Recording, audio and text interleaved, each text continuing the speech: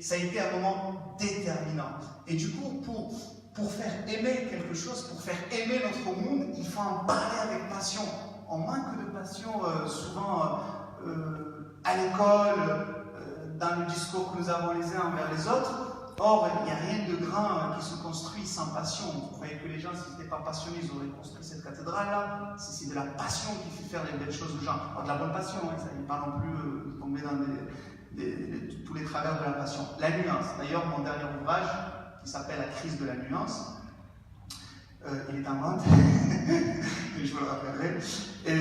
C'est un livre qui se décline en 4 chapitres, vous verrez, dans lequel j'essaie de penser à ma façon ce qu'on peut appeler la véritable crise. Lorsqu'on écoute les informations, on nous dit qu'il y a une crise économique, une crise financière, plein de crises et tout, mais on se dit, mais finalement, il n'y a pas une crise qui sous-tend toutes ces autres crises-là. Et pour moi, il y a une crise qui est évidente, c'est la crise de la nuance. C'est-à-dire que les points de vue se radicalisent, on n'arrive plus tellement à entendre l'autre, ou à lui faire de la place, ou à le considérer comme, alors on le dit tous, hein, comme notre égal, et ça pose un gros problème.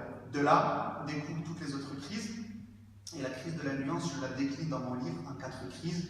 Crise de l'école, crise du langage, crise de la culture, et la 4e crise qui nous intéresse aujourd'hui, c'est la crise de la sensibilité, dans laquelle je rattacherai l'écologie, vous verrez bien.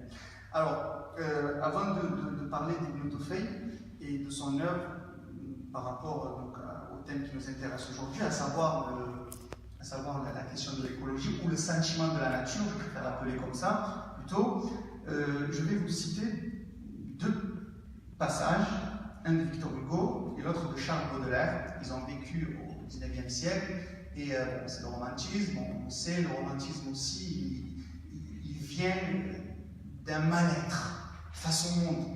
Pour ceux qui ont un petit peu en tête l'histoire de France, Louis-Philippe arrive au pouvoir avec la monarchie de Juillet, et les affaires arrivent au pouvoir. L'argent arrive au pouvoir. Les poètes sont vigilants à ce moment-là, ils voient qu'on commence à basculer dans une nouvelle ère qui est celle des affaires. Ils se sentent mal, ils reviennent à la nature, ils reviennent au monde sensible. Ils nous ont laissé toute une poésie qui est absolument magnifique et qu'on essaie d'enseigner dans nos écoles aujourd'hui. Alors Hugo dit dans un de ses textes, il est triste de voir que la nature parle et que le genre humain n'écoute pas. Deuxième extrait de Charles Baudelaire, qui est dans Correspondance. La nature est un temple où de vivants piliers laissent parfois sortir de confuses paroles. L'homme y passe à travers des forêts de symboles qu'il observe avec des regrets familiers. Comme de longs échos qui de loin se confondent dans une ténébreuse et profonde unité, vaste comme la nuit et comme la clarté, les parfums, les couleurs et les sons se répondent. Absolument magnifique, ça fait partie des plus beaux vers de Charles Baudelaire. Et donc ça va me servir pour embrayer sur mon sujet, parce que le but aussi, c'est de montrer qu'il y a des liens. C'est ça qui est important. Vous savez, dans le Petit Prince, c'est pas pour rien que c'est le livre le plus traduit aujourd'hui après la Bible. C'est parce que le Petit Prince, il pose devant nous les vraies questions. Et lorsque, c'est dans la rencontre entre le renard et le Petit Prince, lorsqu'il se voit pour la première fois, le renard lui dit « apprivoise-moi ». Le Petit Prince, il lui dit « mais c'est quoi apprivoiser ?» Il lui dit « c'est créer des liens ». Il dit « mais comment ?» Il dit ben, « il va falloir du temps, il va falloir des rituels, il va falloir que tu reviennes chaque jour, et puis je m'habituerai à toi, et puis ensuite on deviendra amis. Et quand on deviendra amis, eh bien tu seras responsable de ton amitié. » Et le Petit Prince lui dit « non mais j'ai pas le temps, moi j'ai envie de connaître des gens, j'ai envie de voir ailleurs. » Le renard lui dit « écoute, vous les humains, le problème c'est que vous avez le temps pour rien. Et tout ce que vous voulez, vous l'achetez. Mais comme il n'existe pas de marchand d'amitié, donc vous n'avez pas d'amis. Si tu veux un ami, apprivoise-moi. » Et donc ils deviennent amis, et à un moment donné, Bon, vous savez, il y a le passage avec la rose aussi, hein, quand il lui dit, bah, il voit qu'il a une rose, il croit qu'elle est unique, et après un jour, il va dans un jardin, il voit qu'il y a plein de roses, il dit, mais en fait, elle n'est pas unique, ma rose, il y en a plein ici. Et le renard, il lui dit, non, c'est le temps que tu as passé pour ta rose qui fait que ta rose est unique. C'est ce temps-là. Et aujourd'hui, on manque de temps. C'est ça la réalité des choses. On manque de temps pour tout, pour observer, pour méditer, pour réfléchir, pour discuter. On est sans cesse pressé, on est broyé par la machine du temps, et de là découlent toutes les crises. Et quand le renard, donc le petit prince, il vient faire ses adieux, parce qu'il s'en va, le petit renard commence à pleurer. Et le petit prince lui dit, mais tu pleures, en fait ça ne servait à rien tout ça, parce que tu pleures maintenant que je pars. Et le petit renard lui dit, non, ça n'a pas servi à rien. Tu vois le champ de blé? Je ne mange pas de blé. Pour moi, jusqu'à présent, le champ de blé, ça ne signifie rien. Mais tu as des cheveux couleur d'or. Et maintenant, à chaque fois que je verrai ces champs de blé, je penserai à toi. À partir de cette amitié, le monde qui nous entoure, la nature, commence à avoir un sens. Et donc, la rencontre, la discussion donne un sens au monde dans lequel nous vivons. Et c'est exactement ce qui s'était passé un peu au XIIe siècle, le moment où Ibn Tufayl vit. Alors, je vous représente rapidement l'Andalousie du XIIe siècle dans laquelle évolue Ibn Tufayl. Revenons un peu plus loin, beaucoup plus loin même, en 750, janvier 750, les Abbassides entrent à Damas, éliminent le pouvoir omeyyade, et puis créent une nouvelle ville qu'ils appellent Bagdad et qu'ils prennent pour capitale. Tous les jeunes mâles, garçons majeurs omeyyades sont mis à mort. Il y en a un qui s'appelle Abdelrahman qui fuit. Alors c'est un garçon fascinant, absolument c'est un savant complet. Il a 17 ans. Alors il fuit jusqu'en Andalousie et lorsqu'il arrive à Cordoue, il prend le pouvoir à Cordoue. À ce moment-là, il a à peu près 22 ans et puis il commence à gouverner, et quand il arrive à Cordoue, il voit une communauté composée de juifs, de chrétiens, de musulmans, de blancs, de noirs, de berbères, d'arabes, d'européens. Et au lieu de voir cette différence comme un poids, il voit ça plutôt comme une richesse et la condition pour enfin réaliser ses rêves. Donc, il va pendant longtemps créer une unité. En fait, il va donner à tout un chacun le sentiment qu'il est chez lui. Tout commence là, en fait. À partir du moment qu'on se sent chez soi, on peut commencer à réfléchir à de vrais projets. C'est pour ça que je dis souvent, dans nos cités, il faut sortir de la mentalité du locataire, en fait. Il faut accéder à la mentalité du propriétaire, parce que personne ne casse chez soi. Lorsqu'on se sent chez soi, on ne casse pas. Les gens qui cassent et tout, c'est parce qu'ils ne se sentent pas. Normalement, ça devrait être comme ça. Et ici, Abdelrahman va donner à tout un chacun la possibilité d'avoir le sentiment qu'il est chez lui. Il n'y a qu'à lire les lettres que les chrétiens s'écrivent entre eux, que les juifs s'écrivent entre eux. Par exemple, si on prend le cas de Hasdek ibn Sharrouk, c'était alors lui, il était Premier ministre, c'était le ministre des Finances de l'époque, mais du calife Abdelrahman III au Xe siècle. Et dans une lettre qu'il écrit à son coreligionnaire qui est situé dans un autre pays, il lui dit: ce pays-là que nous chérissons et que nous appelons séfarade et que nos frères ismaéliens appellent à l'Andalous. Donc nous sommes vraiment dans un sentiment d'être pleinement chez soi. À partir de là, Abdelrahman Ier, qui a l'ambition de résister sur trois fronts. Un, Charlemagne qui le menace depuis le nord, les Abbassides qui le menacent depuis l'est, et les Maghrébins qui le menacent depuis le sud. Donc, en faisant l'unité de cette société-là, en leur donnant la possibilité d'évoluer selon leur génie et leur qualité propre, il arrive à constituer une société plurielle qui va devenir la société la plus florissante du monde, grâce à l'unité. Rien ne se fait en dehors de l'unité. Ça, il faut le savoir.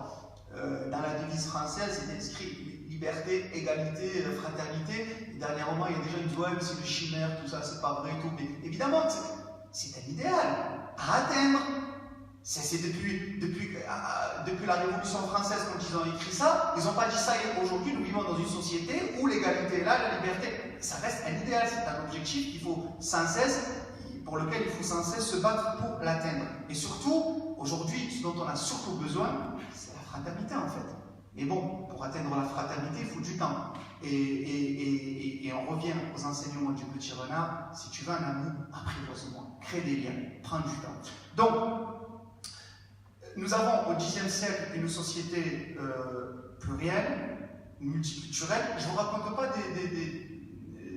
des bêtises là. C'est-à-dire que j'ai donné une conférence à Murcia dans le sud de l'Espagne, et puis on m'a dit ouais mais je tiens un point de vue un peu trop angélique, et je ne me rappelle plus des mots qui m'ont sorti, mais je leur ai dit écoutez, si vous ne croyez pas, venez, on va lire ce que les Andalous disent eux-mêmes en fait.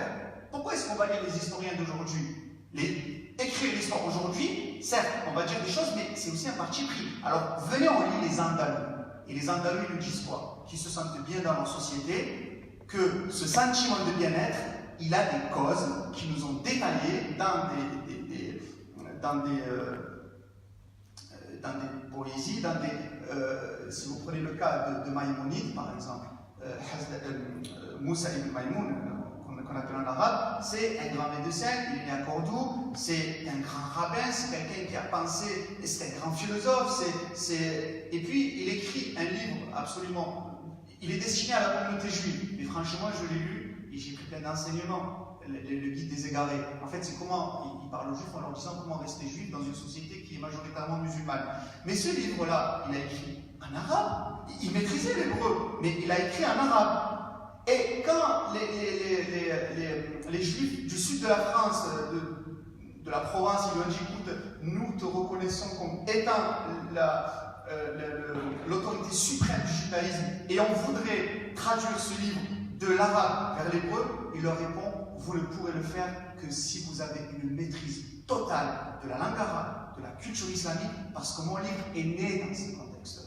Vous voyez, donc lui-même, il reconnaît que le contexte dans lequel on écrit joue un rôle absolument déterminant. Du coup, donc, Ibn Tufayl arrive, dont on va parler là, il arrive 2 siècles après. C'est un siècle de crise. Il arrive, il vit en même temps que Maïmonide, en même temps qu'Averroès, dont il est le protecteur. Vous avez entendu parler d'Averroès, on va en parler un petit peu peut-être. Et surtout, il est l'élève d'Ibn Bajjah, on appelle en français Ibn Pass, qui a eu une influence déterminante sur Spinoza, et il est en même temps le protecteur d'Averroès. On ne connaît pas grand-chose sur Ibn Tufayl.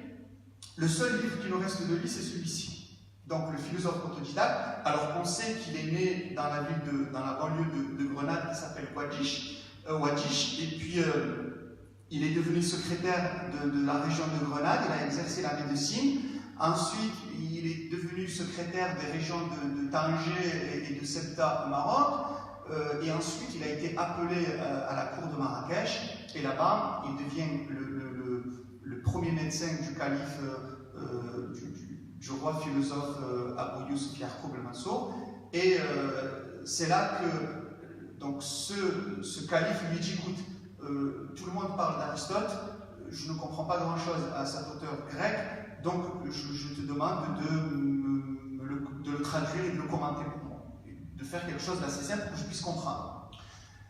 Ibn Tufayl est assez vieux, il est assez âgé à ce moment-là, il dit écoute, je ne pourrais pas, par contre, je veux bien te présenter un jeune homme de Cordoue qui est doué d'une intelligence supérieure, on peut le faire venir à Marrakech, et à ce moment-là, on peut lui confier ce travail.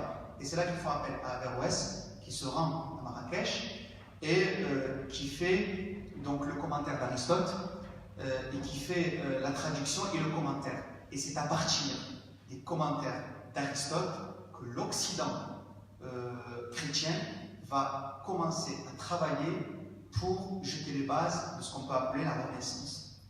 Donc, vous voyez, tout est lié en fait. Hein, la culture est métisse par définition. Les cultures se fécondent les unes les autres. Tout est né à partir de ce que d'autres ont fait. Il n'y a que C'est une réalité qu'on a du mal encore à admettre aujourd'hui, que ce que nous sommes aujourd'hui est le produit de quasiment toutes les cultures. À un moment ou à un autre, on a été influencé par les autres cultures. Et donc, pour revenir à Ibn Tufayl, Ibn Tufayl, c'est l'élève d'Ibn Bajjah, Ibn Pass. Ibn Pass a écrit, Ibn Pass est né à Saragosse, il est mort tragiquement à Maroc, à Fès, mais il a laissé 2 livres qui sont des livres d'une grande philosophie, qui sont très difficiles d'accès. Le premier livre, c'est La lettre de l'adieu, et le deuxième livre, qui existe encore aujourd'hui, et le deuxième livre, c'est Le régime du solitaire. En fait, Ibn Pass, il voit le monde dans lequel il vit, il voit qu'il y a des gens qui appartiennent à toutes les religions, chacun dit « j'ai la vérité avec moi », et puis il a toutes les croisades qui ont lieu, parce qu'à ce moment-là, il y a des croisades qui sont certes vers le royaume de Jérusalem, mais il y a aussi des croisades qui ont lieu en France, avec ce qu'on sait des Albigeois, des Cathares dans le sud de la France, voilà. Et puis il y a aussi les croisades en Andalousie. Le pape ordonne, envoie des croisades contre les Andalous. Et c'est un moment de basculement, c'est un moment qui est d'une extrême dangerosité.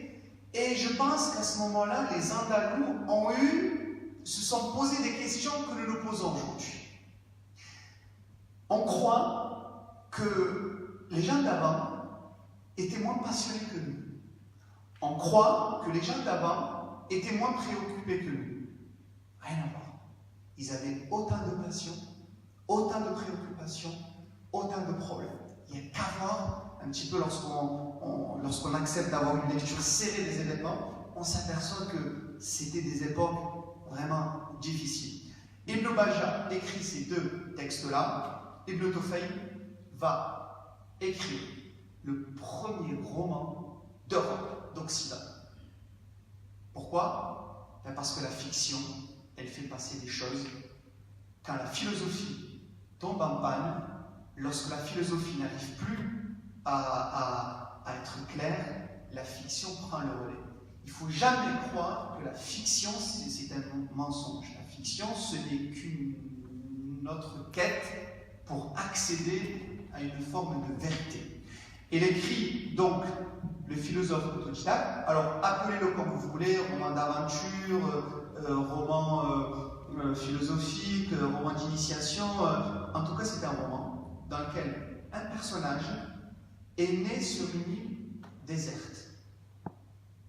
Suivez bien, parce qu'après, je parlerai de Robinson Crusoe aussi, et on verra en quoi la question de la nature se pose ici. Et il écrit ce livre-là, et il dit, bon, il y a 2 versions possibles. Soit il est né façon Adam, c'est-à-dire dans les traditions créées par Dieu, soit il est arrivé ici façon Moïse, c'est-à-dire que voilà, sa mère l'a mis dans un couffin, et puis elle l'a envoyé à l'eau, et puis il a atterri ici. En tout cas, il ne s'attarde pas sur ça, sur ses origines. Tout ce qu'il dit, c'est que cet enfant-là, il est arrivé sur l'île, il était tout bébé. Pourquoi c'est important de dire ça? Parce qu'il va grandir seul, et il n'aura ni le poids des traditions, ni le poids d'une nationalité, ni le poids de références religieuses. Il va être absolument seul face à la nature. Et puis, il va faire son apprentissage tout seul. Donc, alors l'enfant arrive, il crie, il pleure parce qu'il a faim, et par là passe une gazelle qui vient de perdre son petit, son enfant, je crois qu'on appelle ça comme ça. En tout cas, elle vient de perdre son petit, elle confond les cris, elle recueille cet enfant et elle va s'en occuper. Donc, les animaux vont offrir, cette gazelle surtout, vont offrir un amour d'une immense beauté à cet enfant. Donc, elle va le nourrir, elle va le protéger, et bien ça va devenir sa mère. Et puis, à l'âge de 7 ans, donc il grandit dans l'amour des animaux, il commence à voir un petit peu son corps, il voit qu'il a froid, que les animaux ils peuvent combattre, que lui il ne peut pas, des questions se posent. Et puis un jour, la maman meurt. La gazelle meurt. Et c'est l'un des passages les plus marquants du roman parce qu'il a Il a une douleur parce qu'il voit cette mère disparaître, qui lui a donné tout son amour, une douleur incroyable. Il a du mal à s'en remettre. Mais il commence à réfléchir sur lui. Il se dit, mais pourquoi est-ce qu'elle meurt? Parce que moi, quand je ferme les yeux, je ne vois plus. Quand je bouche les oreilles, je n'entends plus. Mais là, il n'y a plus rien qui marche.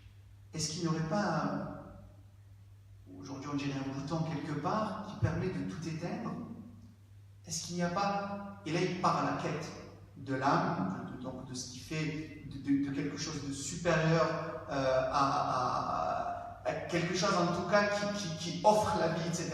Parce que le but des Blotofeil, en fait, c'est de vérifier, par une quête philosophique, est-ce qu'en dehors des révélations religieuses, prophètes, livres et tout, est-ce qu'un homme, tout seul, avec son intelligence, peut arriver à la question de Dieu? Dieu existe-t-il ou pas? Est-ce que quelqu'un qui est dépourvu de tout? Et c'est la question à laquelle se propose de répondre Ibn Tufayl. Donc, nous voyons bien que cet enfant qui a grandi dans l'amour des animaux ne sera jamais leur adversaire, ne sera jamais leurs ennemis. Cet enfant qui a grandi dans un milieu naturel ne sera jamais l'ennemi de cette nature. Comparé avec Robinson, vous avez tous en tête un peu Robinson Crusoe, vous savez comment il échoue lui sur l'île. Je n'ai pas trouvé Robinson Crusoe, je l'ai entendu à la vie sauvage. C'est pas grave, c'est la version pour enfants. Mais, tous les enfants de toute façon. et donc j'ai apporté ça, et Robinson arrive, mais avec des idées. Il a grandi en Europe. Donc il appartient à une civilisation. Donc il a un regard sur le monde, sur la nature, sur les animaux. Il va faire quoi Robinson? Il va essayer de soumettre l'île à ses désirs. Il va s'efforcer de soumettre l'île à ses caprices. Tandis que le philosophe autodidacte Hayy ibn Yarzan, lui, il ne soumet pas, parce que déjà il ne se considère pas supérieur. Parce qu'il a grandi dans un milieu qui lui a offert la vie, en fait. Donc vous voyez, bon, le temps passe, et puis cet enfant grandit, il arrive à l'âge de l'adolescence, alors il se couvre, il commence à se dire, bon, il faut que je me protège, en même temps, il faut que... Et puis bon, voilà, il se couvre, en tout cas il vit. Mais il commence à entrer dans une quête fascinante à propos du sens de la vie. Qu'est-ce que la vie? Qu'est-ce que je fais dans ce monde-là? Et puis, il prend conscience du monde qui l'entoure. Et là, ça devient intéressant pour nous, pour entrer pleinement dans notre sujet. Comme disait Baudelaire, Baudelaire parle d'une forêt de symboles. Il dit que le monde est une forêt de symboles. Et là, il se dit que, donc le Hayy ibn Yarzan, il n'y a qu'une seule façon d'arriver à proximité de celui qui est l'auteur. Parce que bon, j'ai passé pas mal de choses, il commence à découvrir qu'il se dit, il y a un auteur, il y a quelqu'un en tout cas qui est au fondement de tout ça. Et pour que je puisse en arriver, je me dois, qui tombe dans le devoir, d'abord d'être bon envers moi-même. Mais pour être bon envers moi-même, il faut d'abord que je sois bon envers le monde qui m'entoure. Je me permets une petite lecture de quelques passages. C'est peut-être un petit peu long, j'espère en tout cas que vous allez accrocher. Voilà, quelques petits passages. S'il usait inconsidérément de ce qui lui était nécessaire parmi ces choses, et selon le hasard des circonstances, il risquait de tomber dans l'excès. Il se bat contre l'excès. Et il prend très vite conscience que l'excès est une entrave à sa propre spiritualité et que de l'excès peuvent découler tous les maux. Il jugea donc nécessaire de se fixer à lui-même des limites à ne pas franchir, des mesures à ne pas dépasser. Il comprit que cette délimitation devait porter sur le genre des choses qu'il consommerait, c'est-à-dire qu'elle devait déterminer quelles seraient ces choses, leur quantité, les intervalles de temps à observer. Considérant d'abord les genres de choses dont il se nourrirait, il vit qu'il y en avait trois. Les plantes, qui n'ont pas encore achevé leur croissance et qui n'ont pas effectué leur évolution complète, les différentes espèces de légumes verts comestibles, les fruits des plantes complètement évoluées qui ont semé leurs graines afin qu'il en naisse d'autres plantes de la même espèce, à savoir les diverses sortes de fruits frais ou secs. Enfin, les animaux comestibles terrestres ou marins. Il savait déjà que tous ces genres d'êtres sont l'œuvre de cet être nécessaire, dans l'approche et l'imitation duquel il avait compris que résidait le bonheur. Alors, maintenant, voilà comment est-ce qu'il se débrouille pour se servir de la nature qui est autour de lui. Au début, il pense à ne pas se nourrir, en fait. Il se dit le mieux, c'est de ne pas tuer d'animaux, c'est de ne pas arracher de plantes, c'est de ne pas... Parce que je pense que ces animaux-là, ces plantes-là, elles doivent croître, arriver à quelque chose, et elles doivent forcément servir. Et donc, les faucher dans leur existence même, eh bien, ça me conduirait à briser quelque chose dans le projet de Dieu. Il se dit donc, ouais, mais si je ne nourris pas, je vais endommager mon corps, qui est le premier support de mon âme. Alors, il se dit, je vais me nourrir, mais sans jamais tomber dans l'excès, en restant toujours un petit peu dans le juste milieu. Mais cela lui était impossible, donc d'endommager son corps. Car une telle abstinence aboutirait à la destruction de son corps, opposition plus grave que la première contre son auteur, puisque lui-même était plus noble que ses autres. Je saute. Donc, il se résigna donc au moindre des deux maux, se permit la moins grave des deux oppositions, et il décida que de ces divers genres d'êtres, si certains venaient à manquer, il devrait prendre ceux qu'il aurait sous la main dans la mesure qu'il jugerait convenable. Lorsque ces êtres se trouveraient tous à sa portée, alors il lui faudrait user de circonspection et choisir ceux d'entre eux dont la suppression constituerait la moindre opposition à l'œuvre de l'agent. Par exemple, la pulpe des fruits, dont la maturité est complète et qui contient des semences propres à la reproduction, à condition qu'il eût soin de ne pas manger ces semences, de ne pas les détruire, ni les jeter dans un lieu impropre à la végétation, tel des rochers ou un terrain trop riche en sel. Donc, vous voyez, nous sommes au XIIe siècle, il se pose, parce que la question de l'écologie, elle ne se pose pas au XIIe siècle. Et pourtant, il se dit que, en fait, au-delà aujourd'hui, non, la question qu'on se pose, c'est quoi? On se dit, ouais, mais la planète, à un moment donné, va se rebeller contre nous. Si on porte trop préjudice à notre planète, si on commence à la malmener, la nature va se retourner contre nous. Du coup, on joue notre survie. C'est ça, aujourd'hui, on se dit, on joue notre survie. Et ça devient un devoir. La question qui est posée ici, ce n'est pas une question de survie. C'est que déjà, pour être quelqu'un d'équilibré soi-même, il faut un respect strict de cette nature-là. Et donc, agir en conscience. Donc vous voyez que c'est des questions qui nous précèdent de 8 siècles, quoi. Les questions se posent déjà il y a bien longtemps. J'en ai plus pour longtemps. Par rapport à la citation, non. Alors, il passe en revue toutes les sortes de plantes, etc. Et puis, donc pour la quantité, il jugea qu'elle devait être suffisante pour apaiser sa faim sans plus. Pour les intervalles de temps observés, il jugea que lorsqu'il aurait pris une nourriture suffisante, il devrait s'arrêter et ne pas se mettre en quête d'autre chose, tant qu'il n'éprouverait pas une faiblesse, etc. Et puis, donc, pour le troisième genre, il se rendait semblable à eux en s'imposant de ne pas voir un animal ou une plante souffrir d'un besoin, d'un mal, d'un dommage, d'un empêchement dont il put le délivrer sans effectuer cette délivrance. Quand son regard tombait sur une plante à laquelle un objet cachait le soleil, ou à laquelle s'attachait une autre plante qui lui nuisait, ou sur le point de périr de soif, il écartait l'obstacle autant que possible, détachait la plante nuisible, ou en s'arrangeant pour ne pas l'endommager elle-même, revenait arroser la plante aussi souvent qu'il le pouvait. Quand il remarquait un animal serré de près par une bête de proie, pris dans un nœud, ou souffrant de la piqûre d'une épine, ou blessé aux yeux ou aux oreilles par quelque objet nuisible, ou pressé par la soif ou par la faim, il s'employait avec zèle à le délivrer, lui procurer à manger ou à boire. Lorsqu'il voyait une eau coulante pour aller abreuver les plantes ou des animaux, si un obstacle en arrêtait le cours, il écartait cet obstacle. Bon. Et c'est quelqu'un qui devient en fait au service du monde et de la nature.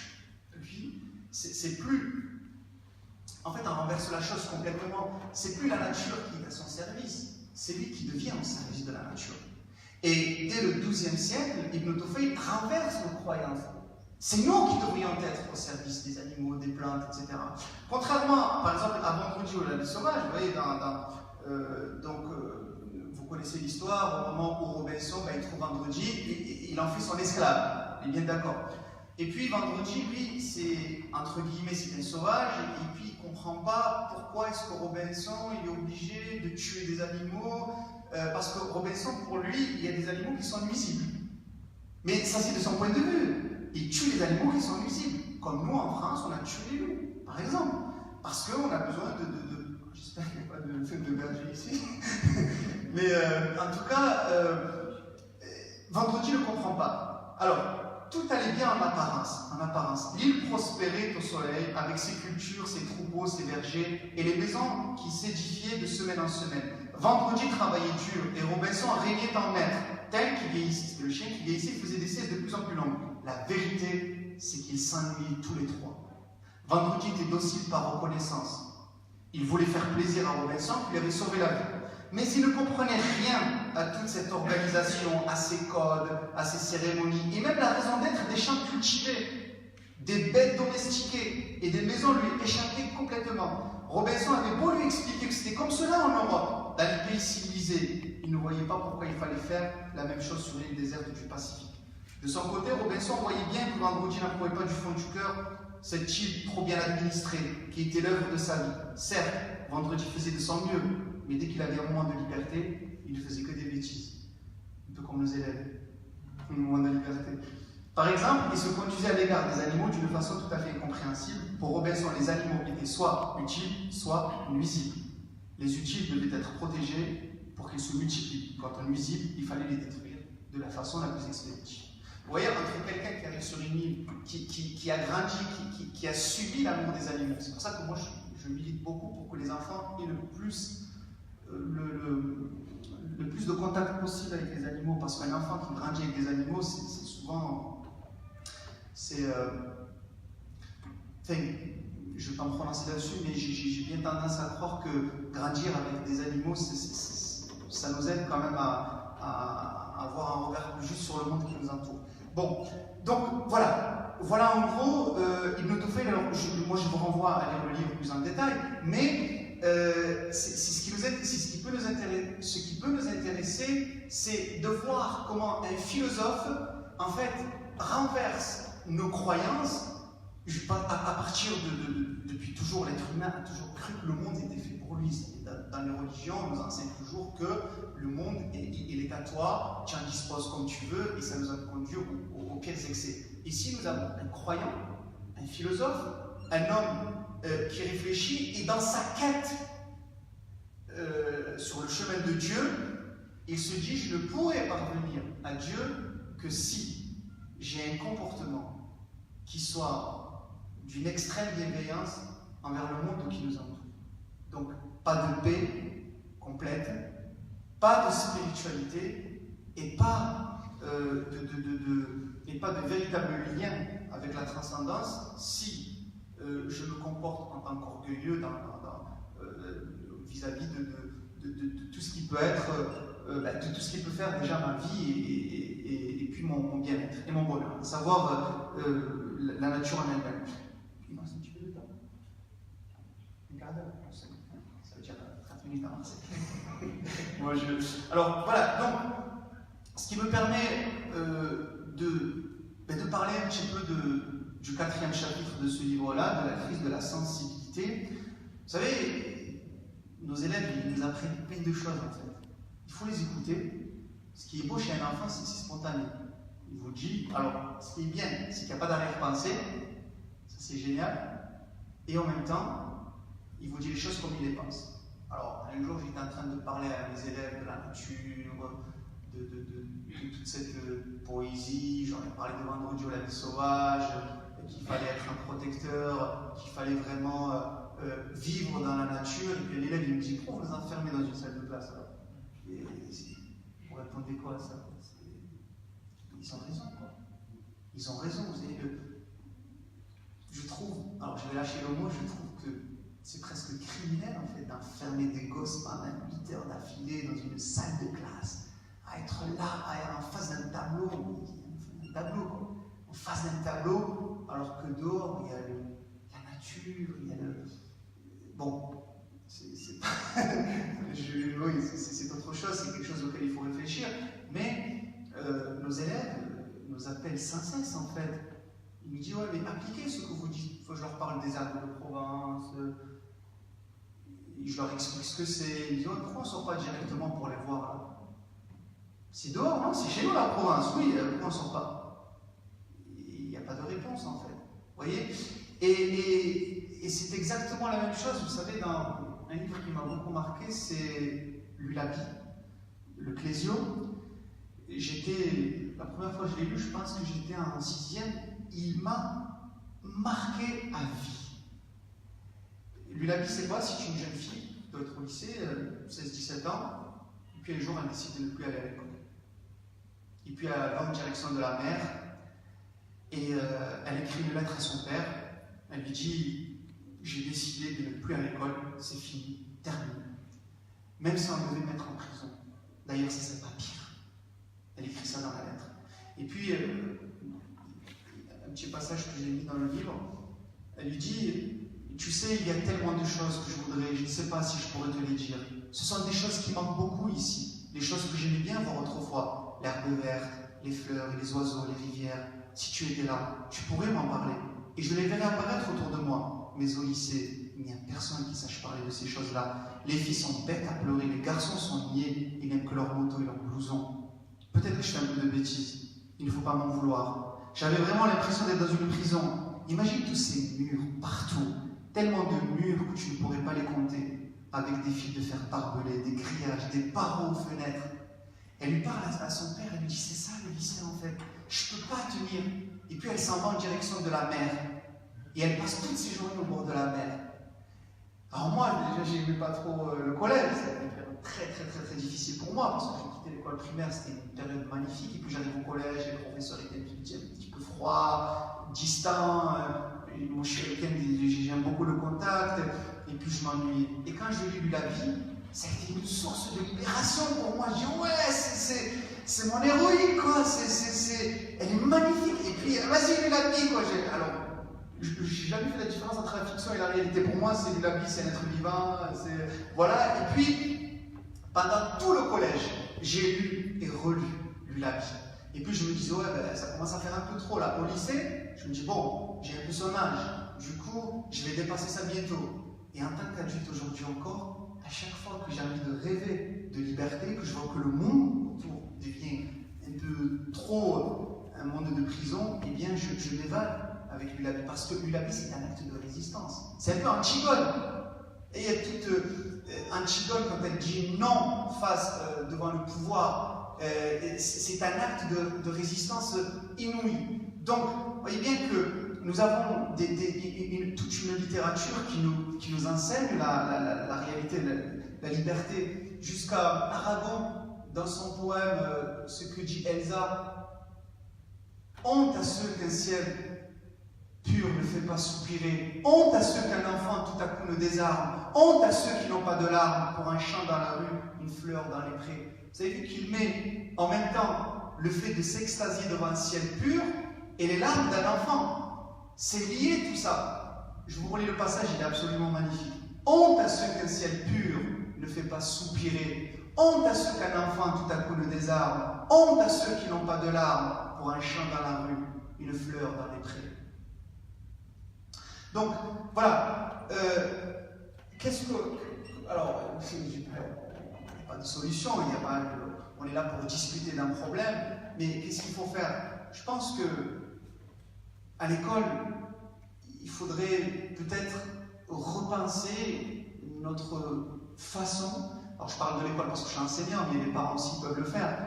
Et aussi le rapport à l'enfant. Je pense que c'est quelque chose d'absolument fondamental parce que tout commence là. Et à l'enfant, on ne doit rien enseigner d'autre que la joie de vivre. Tout simplement, la joie de vivre. Déjà, l'école, le mot lui-même, hein, ça vient du plaisir. Hein, c'est ça l'étymologie de base. On doit enseigner ce plaisir et surtout, alors vous allez dire: oui, mais tu viens du Sud, c'est pour ça que tu dis ça, la lenteur. Il faut être lent. Pourquoi? Parce que la vitesse tue en fait. La vitesse tue sur les routes. La vitesse tue les relations humaines lorsque ça va trop vite. Lorsqu'on mange trop vite. Lorsqu'on discute trop vite. Lorsqu'on ne prend pas le temps. Et on revient encore, on retombe sur le Petit Prince quand il lui dit: si tu veux avoir des amis, il faut du temps, il faut créer des liens. Et les liens qu'on peut créer, ce sont ces liens-là en fait qui peuvent être utiles. Alors, des liens avec le monde qui nous entoure et des liens. Alors, je parlais des liens avec les animaux, avec mes élèves. Je leur dis: vous savez, les chiens ou les loups, ils sont pas comme nous. Parce que vous pouvez sortir un chien ou un loup toujours dans le même endroit, il va toujours être content. Parce que pour un chien, ce qui compte, c'est pas le lieu, c'est le moment qui passe. Et chaque moment est différent. Nous, tu amènes quelqu'un te voit dans un lieu, tu dis, oh, moi je suis déjà allé, on change et tout. Méfiez-vous des gens qui préfèrent les lieux que le moment. Et je leur dis, vous avez vu, ils ne s'ennuient pas.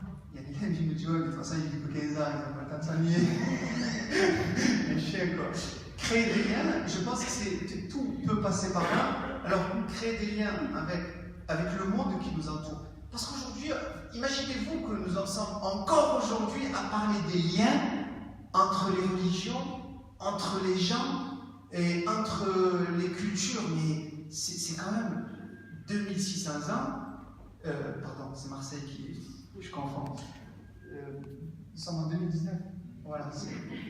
J'avais l'âge de la ville de Marseille, en fait, parce que je donnais une conférence sur Marseille il n'y a pas longtemps, et du coup, 2600 ans, c'était là.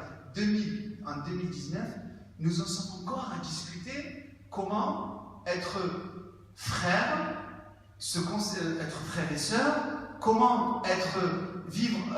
On discute, la question du vivre ensemble, elle se pose aujourd'hui, c'est quand même grave. Ça veut dire quelque chose qui ne va pas. Alors, peut-être qu'en créant des liens, le plus de liens possible, on arriverait à ce qu'on appelle une espèce d'humilité. Voilà, je pense que l'humilité dans le monde dans lequel nous vivons, l'humilité par rapport aux animaux, par rapport, comme disait Aragon, une seule fleur suffit parfois pour faire le bonheur de quelqu'un. Et ensuite, créer de véritables liens entre nous. Alors, la fraternité, ça reste quelque chose d'extrêmement élevé, c'est pas facile de l'atteindre, mais commençons par l'amitié.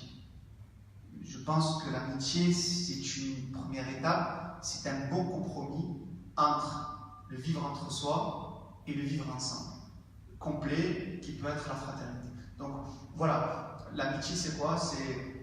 Alors moi je n'aime pas trop tout le format là, de discussion interreligieuse où chacun parle de sa religion. C'est pas la peine de parler des religions.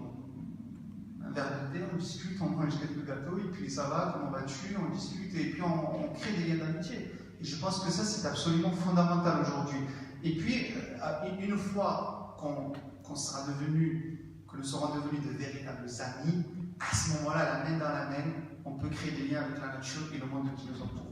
Voilà, j'espère que je n'ai pas été trop long. On passe à la discussion. Merci beaucoup.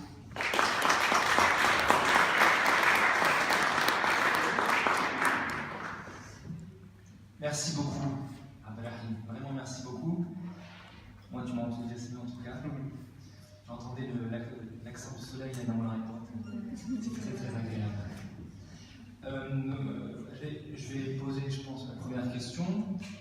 En fait, je t'ai assidûment écouté. Alors, tu l'as dit un peu à la fin. Il n'y a pas forcément de solution précise, définie face aux problèmes multiples qui sont les nôtres aujourd'hui. On va passer là une liste à travers des problèmes qui sont ceux qu'on connaît. Malgré tout, lorsque tu as évoqué les philosophes andalous, espagnols, moi il m'est venu à l'esprit un philosophe aussi espagnol, de Cordoue, mais bon, d'un temps qui était avant l'Andalousie, qui était Sénèque. Sénèque a écrit une fois que la plus grande part de la vie se passe à mal faire, une grande à ne rien faire, et le tout à faire autre chose que ce qu'on devrait. Alors quand tu dis il n'y a pas de solution, j'ai pas de solution, voilà. Mais en même temps, tu as commencé à esquisser, et à la fin, tu as terminé par ça aussi, des très bonnes pistes, je pense, ou en tout cas des inclinations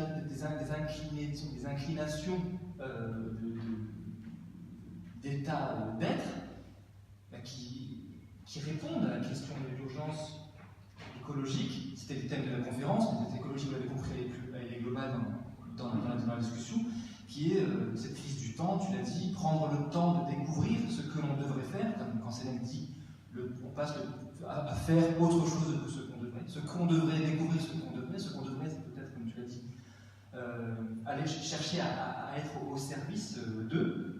tel que le philosophe autodidacte qui est au service perpétuel du lieu qu'il a vu grandir et au sein duquel il a grandi.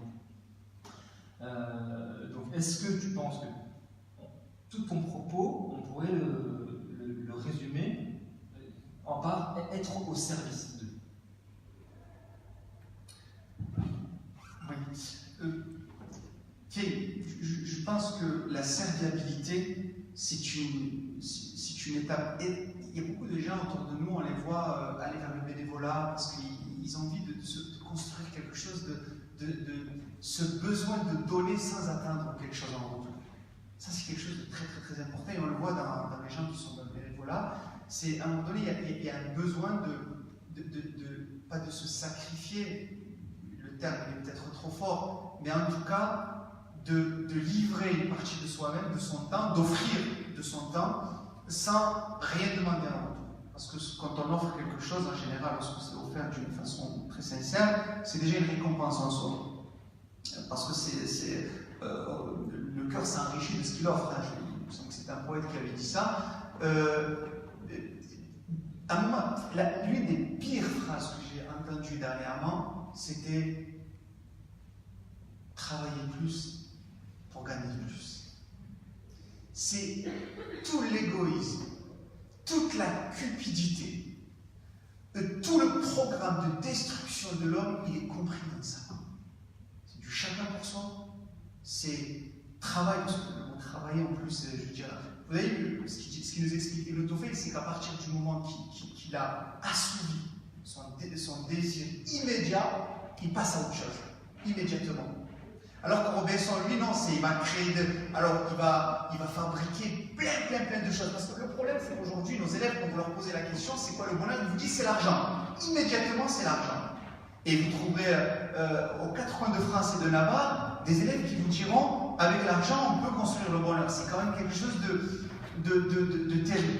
Et comment, je me bats tout le temps avec mes élèves pour leur expliquer que c'est pas parce qu'on est riche qu'on peut tout acheter. Et surtout les grands sentiments. Ça ne s'achète pas avec de l'argent. Les grands sentiments, ça s'achète avec le temps, ça s'achète avec la sincérité, ça s'achète surtout avec toute cette capacité à faire don de soi. Et surtout de son temps. Prenons le cas des enfants. Vous savez, un enfant, chez vous, lui, tout ce qu'il demande, c'est du temps. Et puis, il ne faut pas mentir à un enfant. Vous ne pouvez pas lui dire je joue avec toi, vous êtes sur un portable. Il le voit. Un enfant, il voit tout, il comprend tout. Du coup, autant offrir une demi-heure à un enfant, mais une demi-heure, une vraie. Vous savez, Nietzsche disait, pour faire quelque chose de beau, il faut le faire avec autant de sérieux que mettre un enfant à jouer. C'est sérieux un enfant qui joue. Et du coup, offrir ce temps, être capable de donner ce que nous avons de meilleur, c'est exactement l'enseignement du petit renard dans Le Petit Prince. Il faut du temps. Et dans ce temps-là, on offre la plus belle des choses. Donc, on offre de soi et on se met au service de l'autre, surtout dans l'écoute, dans la considération. Moi, je travaille dans les quartiers nord de Marseille, c'est une zone très compliquée. Pas parce que les enfants ils sont plus méchants qu'ailleurs, un enfant c'est un enfant. À partir du moment qu'il se sent respecté dans ce qu'il est, dans sa dignité, qu'il ne se sent pas blessé, il devrait. Mais ce sont les problèmes sociaux. Les enfants, franchement, ces enfants-là, moi, qui viennent en cours tous les matins, malgré la souffrance qu'ils endurent, c'est tous des enfants placés dans des familles, c'est des enfants qui ont subi des violences parfois, c'est des laissés pour compte, et qui continuent avec leur petit cartable de venir à l'école, de s'asseoir sur une chaise, d'écouter, sans savoir à quoi tout cela les mènerait. Je ne peux que respecter ça. Je ne peux que les apprécier, je ne peux que tout leur donner.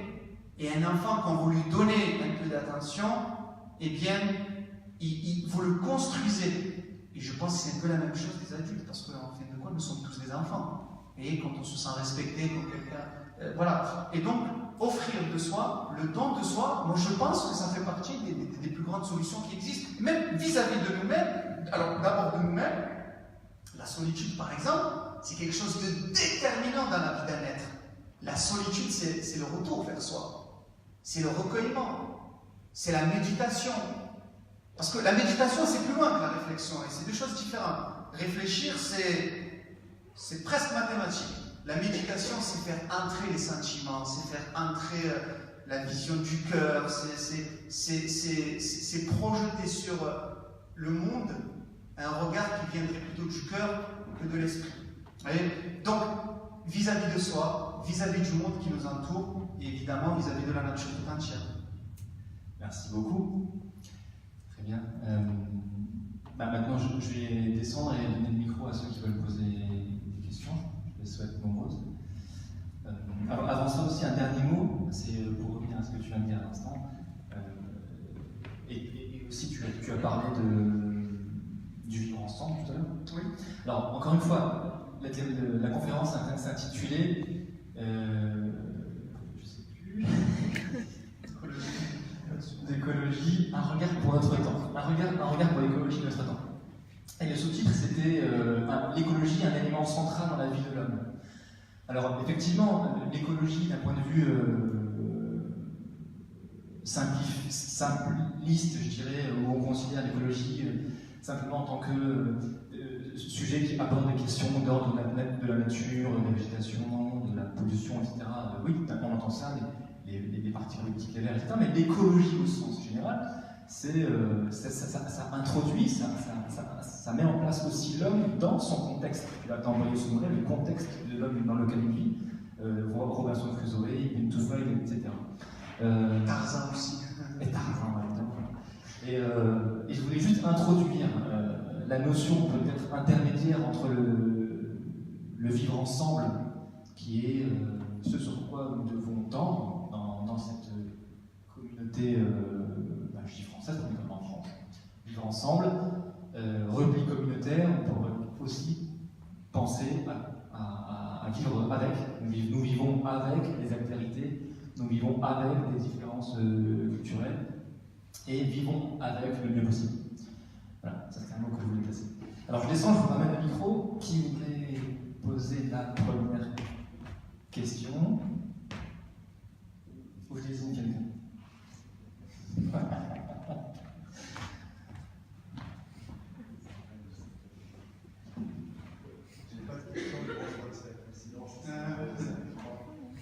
Moi, déjà, merci pour votre intervention, sincèrement très enrichissante.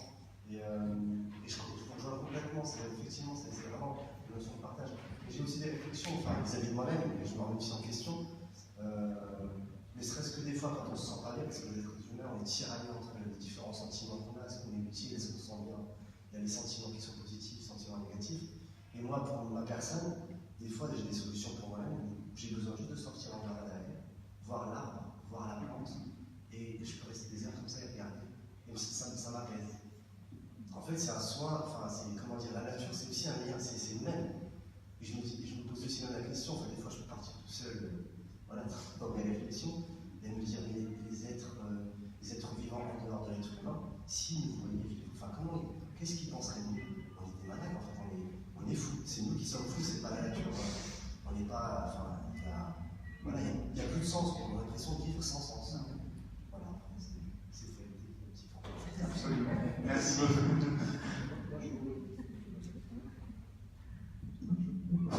Moi, je vous rejoins dans ce que vous dites, et quand André nous dit les liens entre nous, les humains, mais c'est justement ce temps de lien avec cette nature.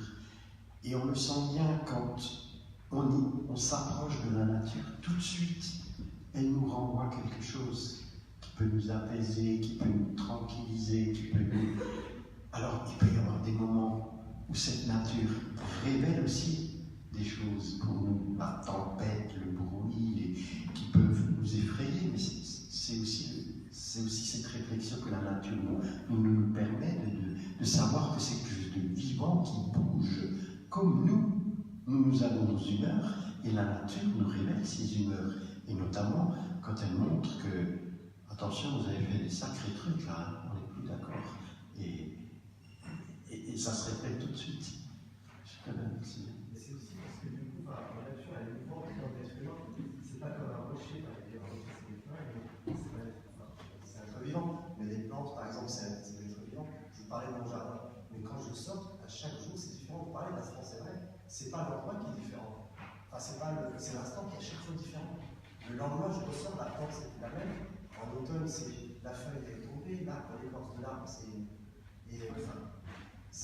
ouais, c'est vraiment l'instant. C'est pas le lieu qui m'a dit magique. C'est aussi l'instant et la relation et le temps de prendre.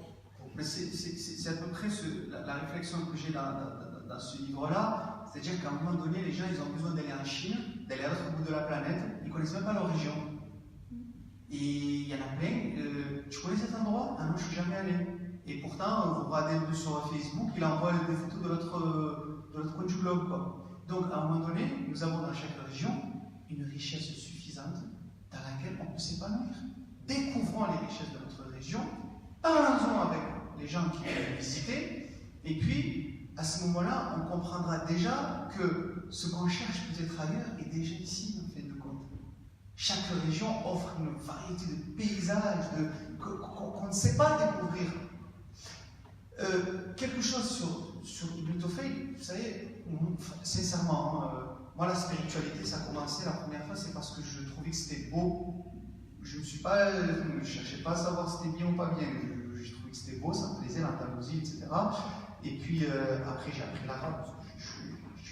J'adore la langue arabe, je suis fou de cette langue. Et quand j'ai appris l'arabe et j'ai lu les poèmes andalous, ça a été une nouvelle façon d'être heureux. Et puis, je me suis rendu compte en fait que les humains avaient besoin de se séparer. Par exemple, aujourd'hui, je ne sais pas, dans au collège ou au lycée, mais à la fac c'est encore pire, il y a le département, c'est ça, le département, et puis ça ne communique pas. Et la géographie ne communique plus avec l'histoire. La littérature ne communique plus avec les mathématiques. Alors qu'en Andalousie, quand je vous dis qu'Ibn Tufayl, tu l'avais dit tout à l'heure, il était à la fois astronome, mathématicien, médecin, philosophe, mais parce que c'était normal de s'intéresser à tout, parce que c'est le tout. Chercher l'unité dans la multiplicité. Alors évidemment, dans la tradition musulmane, il y a l'idée de Dieu qui est un, tout émane de un, et du coup, l'unité devient une obsession. Alors, et c'est là qu'on comprend mieux pourquoi dans la grande mosquée de Cordoue, au Xe siècle, il y avait 400 000 volumes dans la seule bibliothèque de la grande mosquée de Cordoue, mais on trouvait des livres de philosophie, on trouvait des livres de mathématiques. Dans le collier de la Colombe, Ibn Hazm dit on faisait des commentaires de poèmes dans la grande mosquée de Cordoue.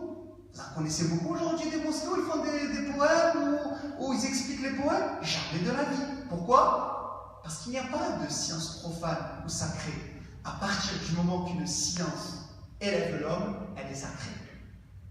Qu'elle soit d'ordre religieuse ou qu'elle soit d'ordre de sciences humaines, c'est-à-dire ce que l'humanité a produit en termes de sciences. Donc, vous voyez que déjà, eux, ils étaient dans un monde où il fallait appeler à l'unité. Tout était dans l'unité. Et chercher l'unité dans le multiple. Et c'est ce que le philosophe autodidacte, c'est Haïm Ibn Arzan, il va chercher ça dans le monde qui l'entoure. C'est-à-dire dans le monde qui m'entoure, chaque objet, chaque chose, chaque insecte, chaque animal fait partie de ce grand ensemble, de cette formidable mosaïque dans laquelle se reflète mon image.